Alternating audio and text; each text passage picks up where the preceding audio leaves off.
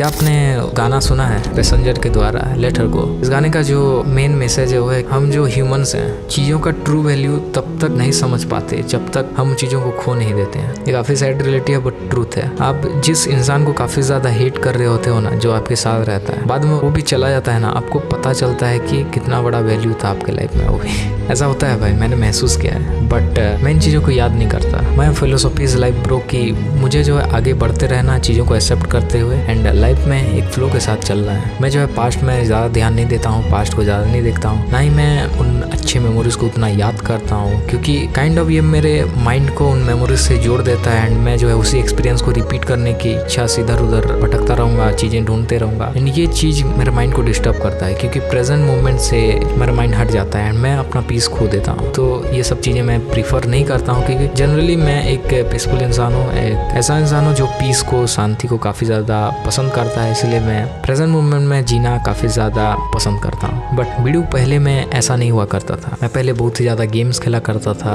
गंदी गंदी चीज़ें किया करता था, गालियाँ देते करता था, जब तक हम माइंड इधर उधर हो रहा है। ना ही मैं अपने थॉट्स को डिसिप्लिन कर रहा हूँ, ना अपने माइंड को मैं कंट्रोल करने की कोशिश कर रहा हूँ। मैं ना डिसिप्लिन में हूँ, बस मोटिवेशन देखे जा रहे हैं भाई दिन भर एंड लग रहा है कि अपनी लाइफ चेंज हो रही है, मैं सब कुछ कर रहा हूँ, बट एक्चुअली मैं कुछ नहीं कर रहा हूँ। बट डिसिप्लिन मैंने सीख लिया भाई। डिसिप्लिन किसे कहते हैं? देखो, एक बंदा है जो ना कोई काम कर रहा है, उसको मन लग रहा है इसलिए वो काम कर रहा है, और एक बंदा है जो उसी काम को कर रहा है लेकिन उसको मन नहीं कर रहा। पहले बंदे के पास डिसिप्लिन नहीं है, दूसरे बंदे के पास डिसिप्लिन है, क्योंकि वो काम कर रहा है जो उसे पसंद नहीं है। क्योंकि जो काम आपको अच्छा लग रहा है, जब आप उसे करने जाओगे एक समय के बाद आप भी बर्नआउट हो जाओगे एंड आपको भी काम अच्छा नहीं लगेगा, क्योंकि रिपीटिशन से बोरिंग लग जाता है दिन आगे। लेकिन उस फेज को पार करने के लिए मोटिवेशन का काफ़ी लोग सहारा लेते हैं, बट पार नहीं कर पाते, क्योंकि उस फेज में डिसिप्लिन वर्क करता है। डिसिप्लिन स्टेबल होता है, माइंड शांति से चलता है, काम होता है। डिसिप्लिन को मोटिवेशन की जरूरत नहीं होती, ना ये शोर मचाता है, बस अपना काम करते जाता है, करते जाता है, करते जाता है। डिसिप्लिन खाली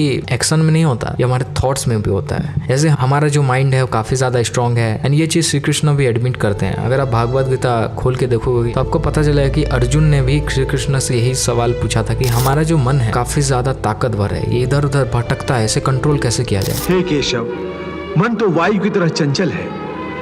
जिस प्रकार बहती हुई हवा पर काबू पाना असंभव है, इसी प्रकार इस चंचल मन को अपने अधीन करना अति दुष्कर काम है। हे अर्जुन, तुम्हारा यह कहना सत्य है। तो कृष्ण ने जवाब दिया, मन को वश में करने के लिए उस पर 2 तलवारों से प्रहार करना पड़ता है। एक तलवार अभ्यास की है और दूसरी तलवार है वैराग्य की।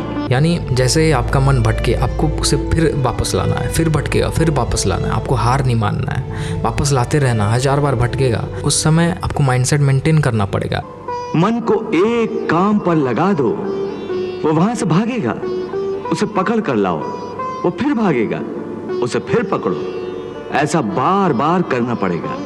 ऐसा नहीं होना चाहिए माइंडसेट की हर 1000 बार आ गए, अब प्रयास करके क्या फायदा है। जो डिसिप्लिन बंदा है वो फिर एक बार ट्राई करेगा, एक ना एक दिन जरूर आएगा जब आपका माइंड आपके कंट्रोल में आ जाएगा। ये चीज मैंने खुद एक्सपीरियंस किया है भाई। मन को भी नियंत्रण की रस्सी में बांधकर बार बार अपने रास्ते पर लाया जाता है, तो अंत में वो अपने स्वामी का कहना मानना शुरू कर देता है।